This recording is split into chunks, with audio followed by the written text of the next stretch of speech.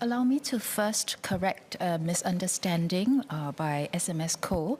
He mentioned that there's an inconsistency in our proposals for rent between mine and Manwai's. I just want to clarify that there's no inconsistency. In my speech, I used the term predetermined rent, not fixed rent. So the predetermined is, either a fixed rent of 500 per month or 3% of gross revenue. In my English version, I did not go into the details because it was already covered by Mr. Leong, but in my Chinese portion, I did mention this. Right, now, and I have two clarifications for SMS Koh.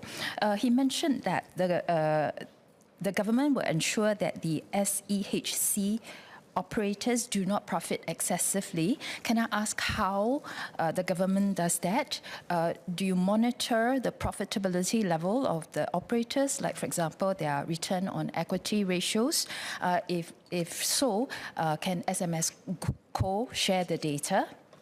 And second clarification is, he mentioned that NEA has guidelines on rental contracts.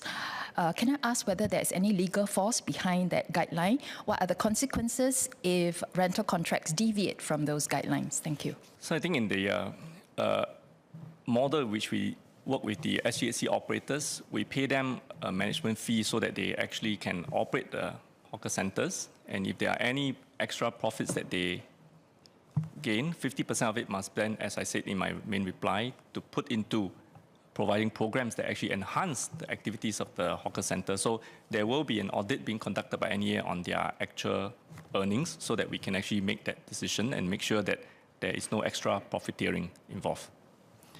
Your second question is on the NEA guidelines on contract terms, whether there's any legal force behind it, and what are the consequences for deviating from those guidelines? Yeah, I think the guidelines are meant to guide the behavior between the operator and the hawkers that are working at these hawker centers. So if there are issues in which the contracts that is drafted is actually in violation of the guidelines, NEA will take a look at it, and if so, give relevant penalties, or should the offence be egregious, at the next contract renewal term for this operator, that will not be favorably looked upon, and the operator will not be able to get the next contract renewal.